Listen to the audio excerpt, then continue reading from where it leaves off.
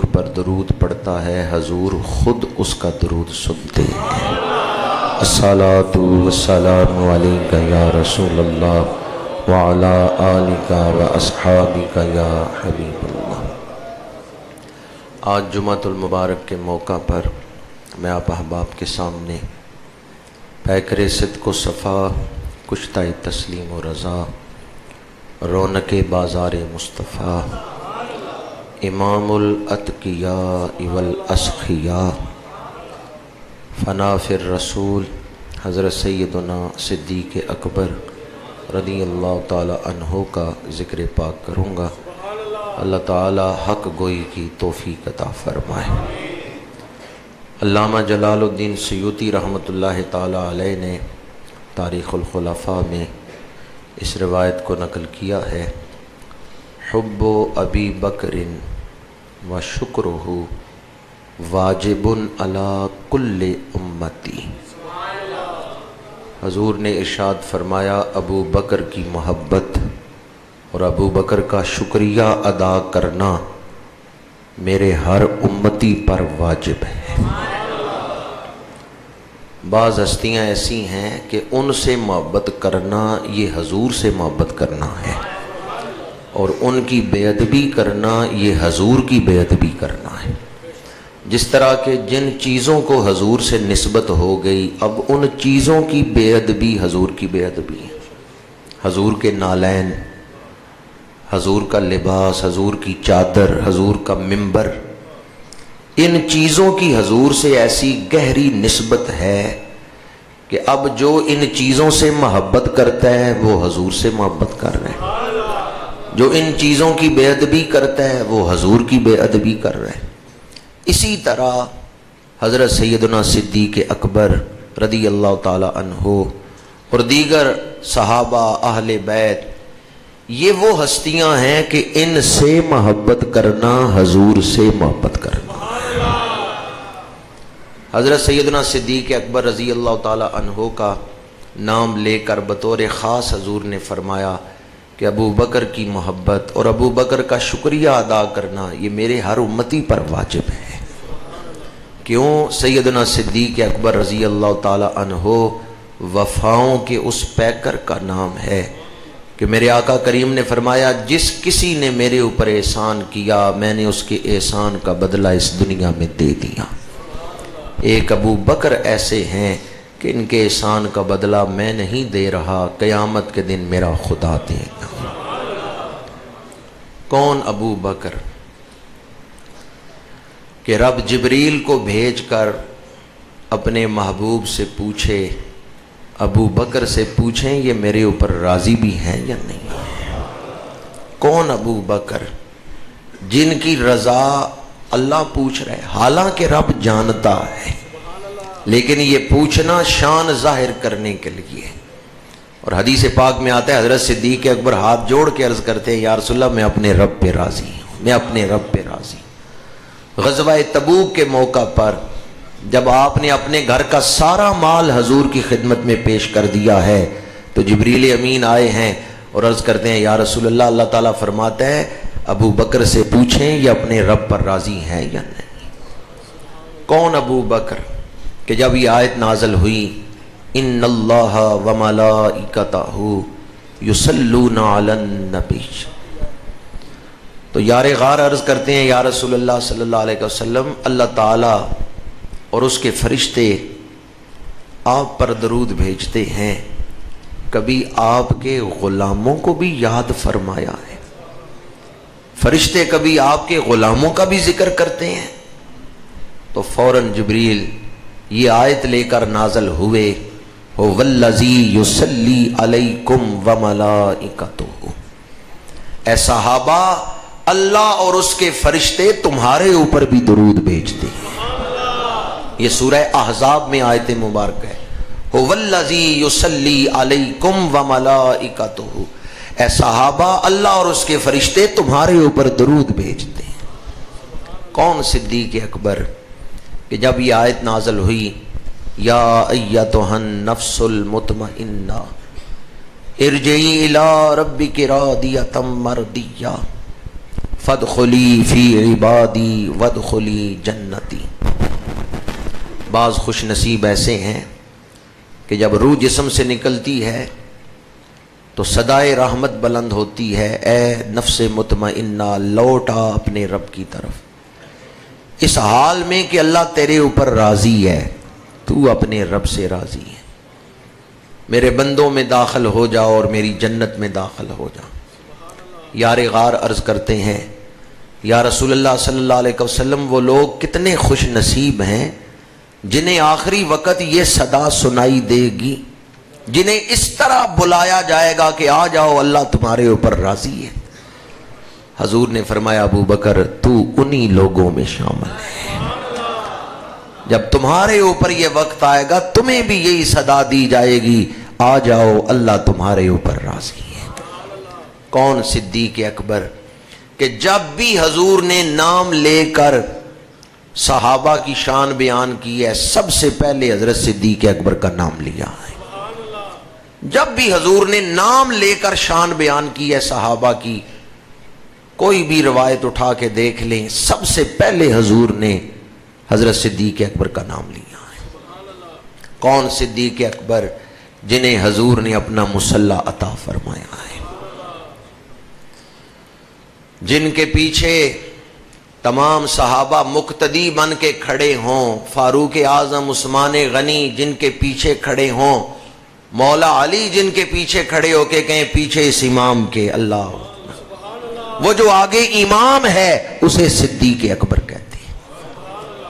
کون صدیق اکبر کہ میرے آقا کریم نے فرمایا قیامت کے دن باقی امت کے لیے اللہ عام تجلی فرمائے گا، لیکن ابو بکر کے لیے اللہ خاص تجلی فرمائے گا۔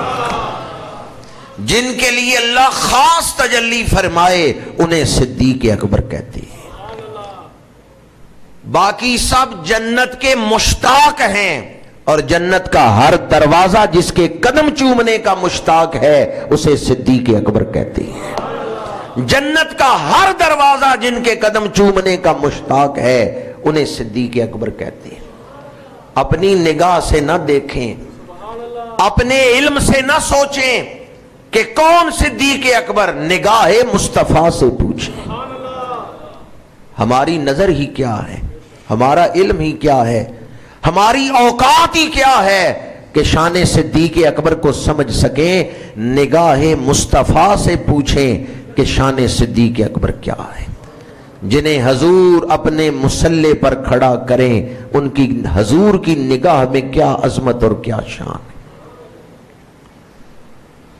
میں نے خطبہ کے دوران بڑی مشہور آیت مبارکہ تلاوت کی ہے، اولئک علی ھدی من ربہم واولئک ھم المفلحون، سورہ بقرہ پہلا رکوع۔ فرمایا یہ وہ لوگ ہیں جو اپنے رب کی طرف سے ہدایت پر ہیں، اور یہی لوگ دو جہانوں میں کامیاب ہونے والے ہیں۔ اولئک علی ھدی، یہ اللہ کیوں آیا ہے؟ ایک ہوتا ہے با کے ساتھ صلہ نا بالہدا، ایک ہے اللہ کے ساتھ اللہ ہدا، ایک ہے یہ ہدایت والے ہیں، ایک ہے یہ ہدایت پر ہیں، دونوں میں فرق ہے۔ یہ جو فرمایا نا یہ ہدایت پر ہیں، اس کا مطلب یہ ہے کہ یہ ایسے ہدایت یافتہ ہیں کبھی گمراہ نہیں ہوں گے، راہ ہدایت سے کبھی پھسلیں گے نہیں، یہ استقامت والے ہیں، یہ دنیا سے جائیں گے تو ہدایت لے کر جائیں گے، اس لیے اللہ کا لفظ آیا ہے۔ یعنی پچھلی آیات میں جو صفتیں بیان ہوئی ہیں، جس کے اندر وہ صفتیں پیدا ہوئیں وہ ہدایت پر ثابت قدم ہے۔ ہم سب ڈرتے ہیں کہ پانی پرن سہیلیاں تے رنگا رنگ کڑے، پریا اسی دا جانیے جس دا توڑ چڑھے۔ جن کے لیے آ گیا نا الا ھدی من ربہم، خدا کے بعد کیا ہے؟ من، یہ رب کی طرف سے ان پر انعام ہے۔ من ربہم، ان کے رب کی طرف سے اللہ کی طرف سے ان پر انعام ہے. یعنی پچھلی 5 صفتیں انہوں نے اپنے اندر پیدا کر لیں جو سورہ بقرہ کے آغاز میں ہیں. کتنی صفتیں ہیں؟ جنہوں نے وہ 5 صفتیں اپنے اندر پیدا کر لیں، اولئک علی ھدی من ربہم، اللہ کا ان پر انعام ہے، اب یہ ہمیشہ ہدایت پر رہیں گے. یہ ہدایت سے پھسلیں گے نہیں، یہ گمراہ نہیں ہوں گے، یہ دنیا سے جائیں گے تو ہدایت لے کر جائیں گے. اس لیے فرمایا وَأُولَئِكَ هُمُ الْمُفْلِحُونَ، یہ 2 جہانوں میں کامیاب ہوں گے. اب وہ کون سی 5 صفتیں ہیں تاکہ ہم بھی اپنے اندر ان کو پیدا کریں. ان میں سے کوئی ایک صفت بھی ہمارے اندر سے کم نہ ہو. اگر ہمیں یہ خواہش ہے کہ ہم دنیا سے جائیں تو ہدایت لے کر جائیں. کتنی صفتیں ہیں؟ پہلی صفت الذین یؤمنون بالغیب، وہ جو بن دیکھے ایمان لاتے ہیں. بعض نے کہا غیب سے مراد مغیبات ہیں، وہ جو مغیبات پر جو چیزیں نظر نہیں آ رہی ان پر ایمان رکھتے ہیں. اور بعض نے کہا غیب سے مراد دل ہے، وہ جو دل سے ایمان رکھتے ہیں. پہلی صفت ہے ایمان. بہت بڑے صاحب کشف، صاحب بصیرت گزرے ہیں، امی تھے لیکن بہت بڑے صاحب کشف تھے، حضرت احمد دباغ رحمۃ اللہ تعالی علیہ. ان کے ملفوظات کی کتاب ہے الابریز. اس کے اندر آپ نے خلفائے راشدین کی شان بیان کرتے ہوئے لکھا ہے، ارشاد فرمایا ہے کہ خلفائے راشدین حضور کی شانوں کا مظہر ہیں. شانیں حضور کی ہیں، ظاہر خلفاء کے وجود سے ہو رہی ہیں، اور خلفاء کے وجود سے حضور کی امت کو وہ فیض نصیب ہو رہا ہے. حضرت فاروق اعظم عدالت مصطفیٰ کا مظہر ہے. حضرت عثمان غنی سخاوت مصطفیٰ کا مظہر ہے. حضرت مولا علی شجاعت مصطفیٰ کا مظہر ہے. تو اب سوال پیدا ہوتا ہے صدیق اکبر کس شان کا مظہر ہے؟ صدیق اکبر ایمان مصطفیٰ کا مظہر ہے، جو سورہ بقرہ کے آخری رکوع میں ہے آمن الرسول بما انزل الیہ من ربہ والمؤمنون. اللہ نے جو کچھ نازل کی ہے اس پر رسول بھی ایمان لائے اور امتی بھی ایمان لائے. ایک ہے نبی کا ایمان، ایک ہے امتی کا ایمان. قطرے کو سمندر سے کیا نسبت. اب جو نبی کا ایمان ہے وہ کس مقام پر ہے؟ ہم نے جنت کا ذکر سنا ہے، نبی نے جنت کی سیر فرمائی. ہم نے عرش کا ذکر سنا ہے، عرش نے حضور کے نالین کو چوما ہے. ہم نے کعبہ قوسین کا ذکر سنا ہے اور حضور تو کعبہ قوسین کی خلوتوں میں تشریف فرما رہے ہیں. حضور کے ایمان کا مظہر صدیق اکبر ہے. قیامت تک جو بھی عدالت کرے گا فیض حضور کا ہے، ملے گا فاروق اعظم کے سینے سے. قیامت تک جو بھی سخاوت کرے گا فیض حضور کا ہے، ملے گا عثمان غنی کے سینے سے. قیامت تک جو بھی دین کے لیے شجاعت کا اظہار کرے گا فیض حضور کا ہے، ملے گا مولا علی کے سینے سے. اور قیامت تک جو بھی ایمان لائے گا فیض حضور کا ہے، ملے گا صدیق اکبر کے سینے سے.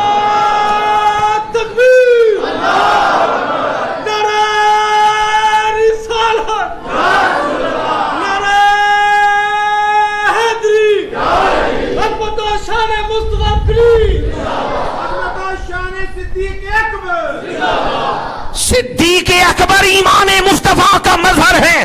اس لیے میرے آقا کریم نے فرمایا لو وزنا ایمان ابی بکر ما جمیع امتی لا رجعا.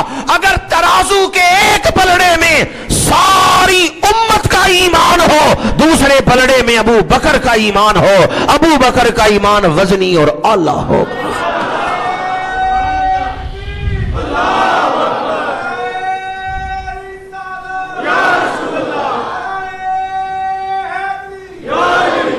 یہ حدیث آپ نے اکثر سنی ہوگی کہ حضور نے فرمایا ترازو کے ایک پلڑے میں ساری امت کا ایمان، دوسرے پلڑے میں صدیق اکبر کا ایمان. یار غار کا ایمان سب کے ایمان سے بھاری ہے، وزنی ہے. تو آپ سوچتے ہوں گے سبب کیا ہے؟ سبب یہ ہے ان کا ایمان حضور کے ایمان کا مظہر ہے، سبب یہ ہے۔ باقی امت میں کون کون ہیں؟ صحابہ ہیں، تابعین ہیں، تبع تابعین ہیں، ائمہ مجتہدین ہیں، غوث، کتب، ابدال، شہداء، مفسرین، محدثین، بڑے بڑے صالحین، اتقیاء، ان سب کا ایمان ایک طرف ہے، صدیق اکبر کا ایمان دوسری طرف ہے۔ یہ ایمان وزنی اور اعلیٰ کیوں ہے؟ اس لیے کہ یہ ایمان مصطفیٰ کا مظہر ہے۔ اسی لیے تو غار ثور میں جب دشمن دروازے پہ آ گئے، صدیق اکبر نے عرض کیا یا رسول اللہ صلی اللہ علیہ وسلم، دشمن اگر پاؤں کی طرف جھک کے دیکھیں تو ہم نظر آ جائیں گے۔ حضور نے فرمایا لا تحزن ان اللہ معنا۔ یہ جو فرمایا نا معنا، اس میں حضرت صدیق اکبر کو حضور نے اپنے ساتھ شامل کیا ہے۔ اللہ تعالیٰ کی معیت کی مختلف قسمیں ہیں۔ ایک معیت عامہ ہے، وَهُوَ مَعَكُمْ أَيْنَمَا كُنْتُمْ، تم جہاں کہیں بھی ہو اللہ تمہارے ساتھ۔ ایک معیت خاصہ ہے، وَاعْلَمُوا أَنَّ اللَّهَ مَعَ الْمُتَّقِينَ، یہ معیت خاصہ ہے، وَاعْلَمُوا أَنَّ اللَّهَ مَعَ الْمُتَّقِينَ۔ خوب کان کھول کے سنو، اللہ نیک لوگوں کے ساتھ ہے، اللہ متقین کے ساتھ ہے۔ ان رحمت اللہ قریب من المحسنین، اللہ کی رحمت نیک لوگوں کے قریب ہے، ساتھ ہے۔ یہ خاص معیت ہے۔ ایک ہے خاص الخاص معیت جو صرف حضور کو حاصل ہے، وہ معیت الہیہ، وہ خاص معیت جو صرف حضور کو حاصل ہے۔ حضور نے صدیق اکبر کو متقین کے مقام سے اٹھایا ہے، اس معیت سے جو محسنین کو حاصل تھی، صدیق اکبر کو اس مقام سے اٹھایا ہے، اور اپنی توجہ دے کر صدیق اکبر کے مقام کو بڑھا کر صدیق اکبر کو معیت الہیہ کا وہ نظارہ کروایا ہے جو خود حضور کو حاصل تھا۔ اس لیے صدیق اکبر گواہ ہیں حضور کی شانوں کے۔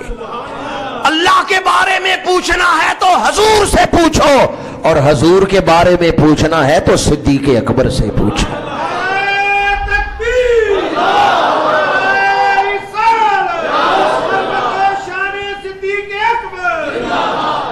اللہ کے بارے میں پوچھنا ہے، اللہ کی عظمتیں، اللہ کی شانیں، اللہ کی پہچان، اللہ کی معرفت، وہ ہوگی دروازہ مصطفیٰ سے۔ اور حضور کے بارے میں پوچھنا ہے تو صدیق اکبر سے پوچھو۔ صدیق اکبر شاہد ہیں شان مصطفیٰ کے۔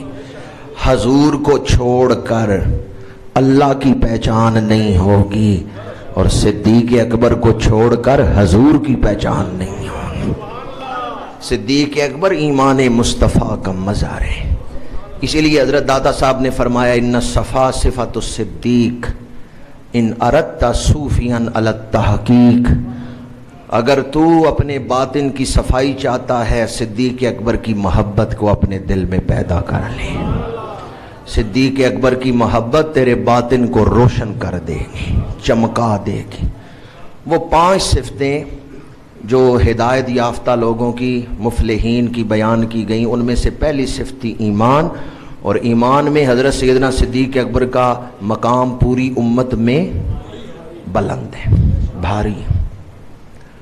دوسری صفت وَيُقِيمُونَ الصَّلَاةَ، وہ نماز کو قائم کرتے ہیں۔ قائم کرنے کا مطلب ہے اقامت الشیء توفیۃ حق ہی، کسی چیز کا حق ادا کرنا۔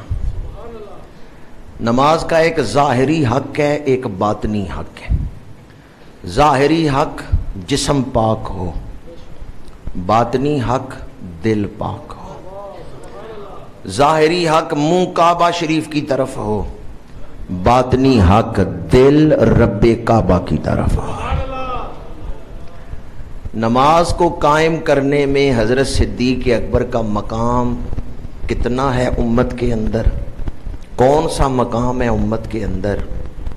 حضور نے اپنا مصلی عطا کرنا ہے، امت کا پہلا امام بنانا ہے، تو حضور نے نماز پڑھانے کے لیے تمام صحابہ میں سے کس کو چنا ہے؟ فیصلہ کس کے حق میں فرمایا ہے؟ اب نماز پڑھنے میں صدیق اکبر کا مقام کتنا بلند ہے؟ حضور امام الانبیاء ہیں، حضور جانتے ہیں نماز پڑھانے میں کیا کیا چیزیں ہونی چاہیے۔ حضرت صدیق اکبر کی نماز پوری امت کی نماز میں اعلیٰ ہے۔ اگر امت کی نمازیوں میں صدیق اکبر کی نماز اعلیٰ نہ ہوتی، حضور امت کا پہلا امام نہ انہیں بناتے۔ وَيُقِيمُونَ الصَّلَاةَ، وہ نماز قائم کرتے ہیں۔ اس صفت میں بھی حضرت صدیق اکبر کا مقام ساری امت میں افضل ہے، اعلیٰ ہے، کیونکہ وہ امت کے پہلے امام ہیں۔ حضور نے اپنا مصلی انہیں عطا فرمایا ہے۔ تیسری شان وَمِمَّا رَزَقْنَاهُمْ يُنْفِقُونَ، وہ ہمارے دیے ہوئے رزق میں سے خرچ کرتے ہیں۔ اب اس تیسری صفت میں حضرت سیدنا صدیق اکبر کا مقام ساری امت میں افضل ہے۔ حضور نے فرمایا ہے مجھے کسی کے مال نے اتنا نفع نہیں دیا جتنا نفع ابو بکر کے مال نے دیا ہے۔ ایمان میں بھی حضرت صدیق اکبر کا مقام سب سے اعلیٰ، نماز قائم کرنے میں بھی صدیق اکبر کا مقام سب سے، اور اللہ کے راستے میں مال خرچ کرنے میں بھی صدیق اکبر کا مقام سب سے۔ اللہ کے رسول نے فرمایا ما نفعنی مال احد قط ما نفعنی مال ابی بکر، مجھے کسی کے مال نے اتنا نفع نہیں دیا جتنا نفع ابو بکر کے مال نے دیا۔ حضرت سیدنا صدیق اکبر رضی اللہ تعالی عنہ کے حوالے سے تو میں اکثر عرض کرتا ہوں کہ صدیق اکبر نے اپنا مال اپنا نہیں سمجھا۔ عشاء کے بعد اپنے گھر بیٹھے رو رو کے دعا کر رہے ہیں، دعا سے فارغ ہوئے، گھر والے پوچھتے ہیں آج آپ رو رو کے اللہ سے کیا مانگ رہے تھے؟ صدیق اکبر جواب دیتے ہیں میں دعا یہ کر رہا تھا پروردگار اپنے محبوب کے دل میں یہ بات ڈال دے وہ میرے مال کو اپنا مال سمجھ کے خرچ کریں۔ اعلیٰ حضرت نے فتاوی رضویہ میں لکھا ہے اپنے آپ کو حضور کی ملکیت میں دے دو تمہیں ایمان کی مٹھاس محسوس ہوگی۔ ذرا ایک لمحے کے لیے اپنے دل میں یہ کیفیت تو پیدا کریں کہ میں اور میرا سب کچھ حضور کا ہے۔ ایک لمحے کے لیے اپنے دل میں یہ کیفیت تو پیدا کریں میں اور میرا سب کچھ کس کا ہے؟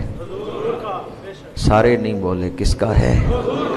زبان سے بولنا بھی ہے اور دل میں اس کیفیت کو بھی پیدا کرنا ہے حضور دلوں کو دیکھتے ہیں، دلوں پر نگاہ فرماتے ہیں۔ اگر جس طرح یہ کیفیت پیدا ہونی چاہیے دل میں پیدا ہو جائے تو آپ کی زندگی ہی بدل جائے گی، سنور جائے گی۔ بڑی فکر ہے نا ہمیں اپنے مستقبل کی، آئندہ کیا بنے گا، میری اولاد کا کیا بنے گا، میرے کاروبار کا کیا بنے گا۔ آپ سب کچھ حضور کی طرف منسوب کیوں نہیں کر دیتے؟ حضور کے قدموں میں کیوں نہیں رکھ دیتے؟ جب سب کچھ حضور کے نام کر دیں گے بگڑے ہوئے کام سنور جائیں گے۔ جس طرف اٹھ گئی دم میں دم آ گیا، اس نگاہ عنایت پہ میں اور میرا سب کچھ حضور کا ہے، میں اور میرا سب کچھ۔ حضرت خواجہ معین الدین چشتی اجمیری رحمۃ اللہ تعالیٰ علیہ کے حوالے سے میں اکثر بیان کرتا ہوں کہ آپ کے مرشد گرامی حضرت خواجہ عثمان ہارونی نے ایک دن فرمایا کہ انگیٹھی اٹھاؤ اور چلو خانقاہ پہ چل کے بیٹھتے ہیں۔ آپ نے انگیٹھی سر پہ رکھ لی، گرم انگیٹھی تھی، کوئلے تھے، تو مرشد کریم نے فرمایا معین الدین سر سے انگیٹھی اتار دو کہیں تمہارا سر نہ جلے۔ تو خواجہ صاحب عرض کرتے ہیں حضور 20 سال ہو گئے ہیں بیعت کیے ہوئے، یہ سر اب بھی میرا ہی ہے، یہ سر اب بھی میرا ہی ہے۔ سپردم بتو مایائے خیشرا تو دانی حساب کمو بے شرا، حاصل عمر نثارے رہے یارے کردم، شادم زندگی خیش کے کارے کردم۔ میرا کچھ نہیں ہے، جو کچھ میرا ہے وہ میرے محبوب کا ہے۔ میں نے اپنا سب کچھ آپ کے نام پہ لٹا دیا ہے، اب میرا کچھ نہیں ہے۔ یہ مشرب ہے حضرت صدیق اکبر کا، اپنے آپ کو محبوب کے قدموں میں اس طرح پیش کر دینا، کیا میرا کچھ نہیں ہے، جو کچھ ہے میرے محبوب کا ہے۔ جب یہ کیفیت دل میں پیدا ہوئی تو پھر ایمان کامل ہو جائے گا۔ اپنی جان سے بڑھ کے حضور سے پیار، اپنی اولاد سے بڑھ کے حضور سے پیار، اپنے مال سے بڑھ کے حضور سے پیار۔ تو جب یہ کیفیت پیدا ہو گئی پھر ایمان کامل ہو جائے گا۔ حضرت سیدنا صدیق اکبر کا مال آپ اپنا نہیں سمجھتے، بلکہ فرماتے ہیں میرا مال نہیں ہے، یہ حضور کا مال ہے۔ 3 صفتیں میں نے آپ کے سامنے بیان کی۔ چوتھی صفت والذین یؤمنون بما انزل الیک وما انزل من قبلک، وہ جو ایمان رکھتے ہیں جو کچھ آپ پر نازل کیا گیا اور جو کچھ آپ سے پہلے نازل کیا گیا۔ وَمِن بَعْدِک کے الفاظ نہیں ہیں، من قبلک ہے۔ اس کا مطلب یہ ہے کہ حضور کے بعد کسی نبی نے پیدا نہیں ہونا، حضور آخری نبی ہیں۔ آیت کے اس حصے میں ختم نبوت کو بیان کیا گیا ہے، والذین یؤمنون بما انزل الیک وما انزل من قبلک۔ اس حصے میں ختم نبوت کا بیان ہے، اور عقیدہ ختم نبوت کے پہلے مجاہد کون ہے؟ حضرت سیدنا صدیق اکبر۔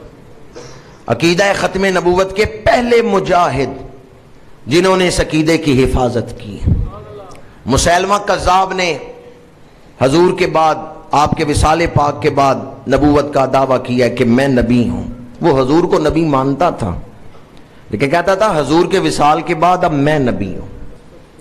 آج کل بھی بعض لوگ کہتے ہیں ہم حضور کو نبی مانتے ہیں، ہم حضور کو نبی مانتے ہیں، لیکن وہ حضور کو آخری نبی نہیں مانتے۔ وہ حضور کے بعد نبوت کے جائز ہونے کے قائل ہیں، نبوت کے جواز کے قائل ہیں۔ جو حضور کو آخری نبی نہ مانے وہ مومن نہیں ہے۔ مومن وہ ہے جو حضور کو آخری نبی مانتا ہے۔ دین مکمل ہو گیا، اب نئے نبی نے آ کر کرنا کیا ہے؟ جس مقصد کے لیے نبی آتے تھے وہ مقصد تو پورا ہو چکا ہے۔ اس لیے ہمارا عقیدہ ہے کیا خبر کتنے تارے کھلے چھپ گئے، پر نہ ڈوبے نہ ڈوبا ہمارا نبی۔ حضرت سیدنا صدیق اکبر رضی اللہ تعالیٰ عنہ پہلے مجاہد ہیں عقیدہ ختم نبوت کے۔ آپ نے مسیلمہ کذاب کے خلاف جہاد کیا اور اس فتنے کو ختم کیا۔ حالات ایسے نہیں تھے کہ آپ لشکر کو بھیجتے، لیکن آپ نے اس وقت جو جملہ ارشاد فرمایا تھا وہ قیامت تک آنے والوں کے لیے ایک رہنمائی کا باعث ہے۔ آپ نے فرمایا سارے کام بعد میں، عقیدہ ختم نبوت کی حفاظت پہلے۔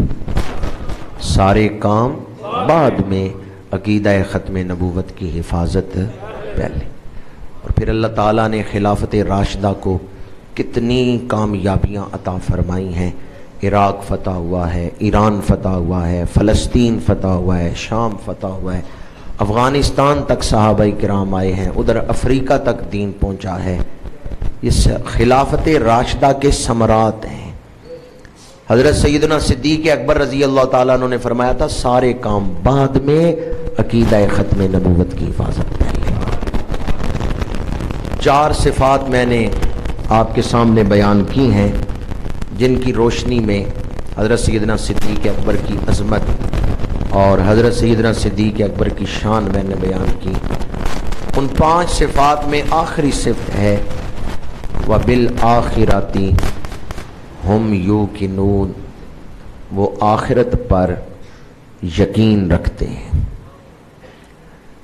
آخرت پر یقین رکھتے ہیں، اس کا مطلب یہ ہے کہ وہ آخرت کو صرف مانتے ہی نہیں، ایسی کیفیت ان پر آ گئی کہ جیسے وہ آخرت میں کھڑے ہیں، قیامت میں کھڑے ہیں۔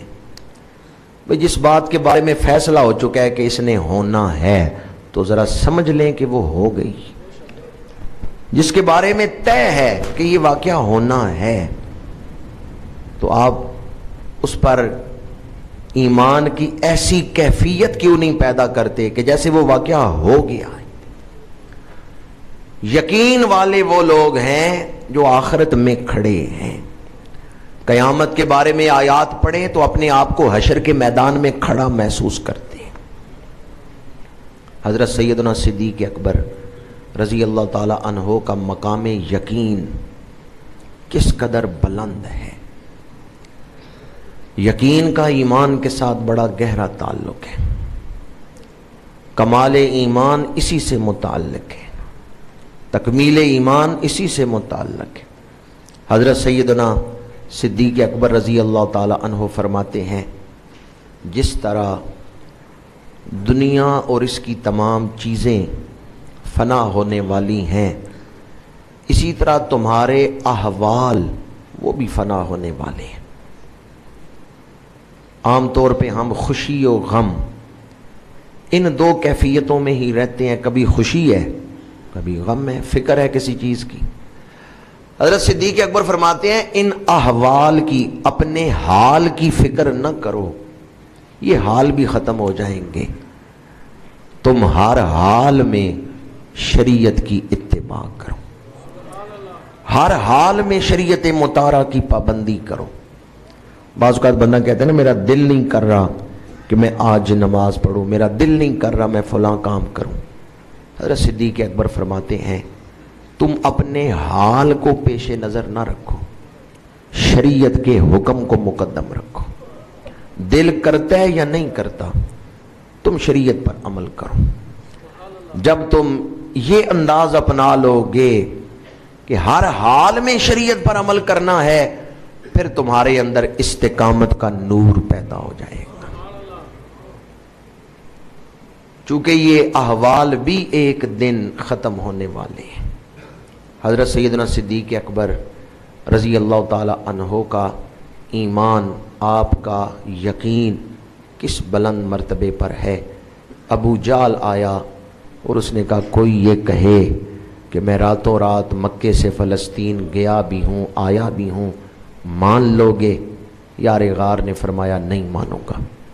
اس نے کہا، یہی بات تمہارے نبی نے فرمائی ہے۔ حضرت صدیق اکبر نے فرمایا، اگر حضور نے یہ فرمایا تو سچ فرمایا ہے۔ اس نے کہا، ابھی تو تم کہتے تھے میں نہیں مانوں گا اور ابھی تم مان رہے ہو۔ آپ نے فرمایا، حضور اس سے بڑا دعویٰ بھی فرمائے، میں اس پر بھی یقین رکھتا ہوں۔ حضرت صدیق اکبر کا ایمان کیا ہے؟ حضور کے فرمان کو اپنی عقل کے ترازو پہ نہیں تول۔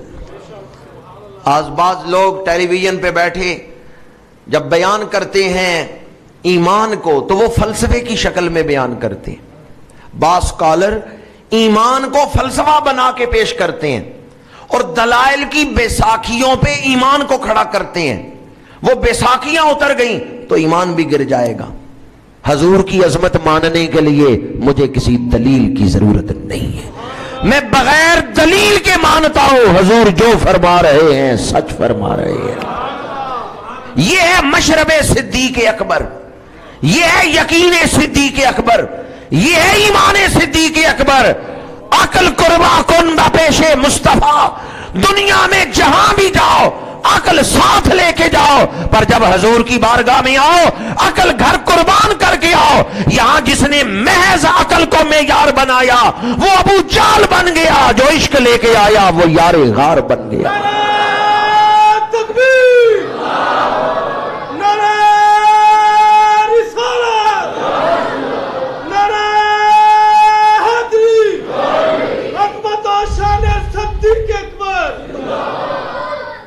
ہماری عقل ہے ہی کتنی، ہمارے اندر صلاحیتیں ہیں ہی کتنی۔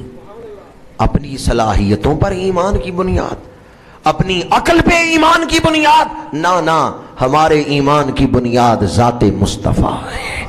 حضور نے جو فرمایا وہ ہمارا ایمان ہے، حضور نے جو فرمایا وہ سچ فرمایا۔ حضرت سیدنا صدیق اکبر کا یقین کیا ہے کہ جو حضور نے فرمایا ہے وہی ہوگا، جو حضور نے فرمایا ہے وہی حق ہے۔ اگر ایمان اس بنیاد پر ہو تو پھر فتنوں سے ایمان متاثر نہیں ہوگا، پھر آندھیوں سے یہ چراغ بجھے گا نہیں۔ جس دور میں میں اور آپ زندگی گزار رہے ہیں، طرح طرح کے فتنے ہیں جو چراغ ایمان کو بجھانے کی کوشش کر رہے ہیں۔ خوش نصیب ہیں وہ لوگ جن کے دلوں کو عشق کی یہ کیفیت حاصل ہو، محبت کی یہ کیفیت جن دلوں کو حاصل ہو، وہ خوش نصیب ہیں۔ حضرت سیدنا صدیق اکبر رضی اللہ تعالیٰ عنہ کے وصال کا وقت قریب آیا تو آپ، بعض روایات میں ہے کہ حضور کی نعت پڑھ رہے ہیں، بعض میں ہے حضرت عائشہ صدیقہ پڑھ رہی تھیں اور آپ سن رہے تھے۔ وَأَبْيَضُّ يُسْتَسْقَى الْغَمَامُ بِوَجْهِهِ سَمَالُ الْيَتَامَى عِصْمَةٌ لِلْأَرَامِلِ، وہ روشن چہرے والا محبوب جن کے چہرے کا واسطہ دے کے بادل مانگے جاتے ہیں۔ کیا مانگا جاتا ہے؟ وصال سے پہلے یہ شعر پڑھنا یا سننا، اس کا مطلب کیا ہے؟ اس وقت بھی تو رحمت کی ضرورت ہے، رحمت کے بادلوں کی ضرورت ہے۔ کوئی وصال سے پہلے حضور کے چہرے کا ذکر کرے، اللہ تعالیٰ اس پر رحمتوں کے دروازے کھول دیتا ہے۔ وَأَبْيَضُّ يُسْتَسْقَى الْغَمَامُ بِوَجْهِهِ، جن کے چہرے کا واسطہ دے کے بادل مانگے جاتے ہیں۔ اور میں اکثر کہتا ہوں، آپ دعائیں کر کر کے تھک گئے ہوں، دعائیں قبول نہ ہوتی ہوں، حضور کے چہرے کا واسطہ دے کے دعا مانگیں۔ یا اللہ رخ مصطفیٰ کا واسطہ، یا اللہ حضور کے چہرہ پاک کا واسطہ۔ حضرت سیدنا صدیق اکبر نے مولا علی شیر خدا کو بلایا اور فرمایا، اے علی، جب میرا وصال ہو جائے تو ان ہاتھوں سے ہی مجھے غسل دینا جن ہاتھوں سے حضور کو غسل دیا۔ پھر آپ نے پوچھا آج کون سا دن ہے؟ بتایا گیا سوموار کا دن۔ فرمایا مجھے امید ہے آج میرا وصال ہوگا، کیونکہ میری کوئی سنت آج تک ضائع نہیں ہوئی، تو مجھے امید ہے میرا وصال بھی اسی دن ہوگا جس دن حضور کا وصال ہوا ہے۔ آپ کی سنت، اتباع اور فنا فی الرسول میں کتنا اعلیٰ مقام ہے۔ حضور کا وصال مدینہ شریف میں، صدیق اکبر کا وصال مدینہ شریف۔ حضور کا وصال سوموار کے دن، حضرت سیدنا صدیق اکبر کا وصال سوموار۔ حضور کا وصال 63 برس کی عمر پاک میں، اور صدیق اکبر کا وصال بھی 63 برس کی عمر پاک میں۔ حضور کو غسل پاک دینے کا شرف، اعزاز، سعادت حضرت مولا علی شیر خدا کو حاصل ہوا، اور سیدنا صدیق اکبر کو بھی غسل دیا ہے تو مولا علی شیر خدا نے دی۔ جس چارپائی پہ وصال کے بعد حضور کا جسد اقدس و اطہر و انور، جس چارپائی کو بوسہ دینے کا شرف حاصل ہوا ہے، اسی چارپائی پہ حضرت صدیق اکبر کا جسد اقدس رکھا گیا۔ اور پھر شرف یہ ہے، جس حجرے میں حضور کا روزہ ہے اسی حجرے میں صدیق اکبر کا مزار بنایا گیا۔ جس حجرے میں حضور کا روزہ ہے اسی حجرے میں سیدنا صدیق اکبر کا روزہ بنایا گیا ہے۔ صدیق اکبر تو وہ ہیں قبر میں لیٹے بھی ہیں تو منہ حضور کی طرف کر کے لیٹے ہیں۔ کیا مقدر ہیں صدیق و فاروق کے، جن کا گھر رحمتوں کے خزینے میں ہے۔ ہمارا علم تھوڑا، ان کی شان بلند ہے۔ جو ان سے محبت کرتا ہے اسے ایمان پر خاتمہ نصیب ہوتا ہے۔ اللہ تعالی ہمیں سیدنا صدیق اکبر کی تعلیمات پر عمل کرنے کی توفیق عطا فرمائے، اور آپ کی تمام تر تعلیمات کا خلاصہ یہ ہے، حضور کے بن کر جیو، حضور کے ہو کر جیو۔ مجھ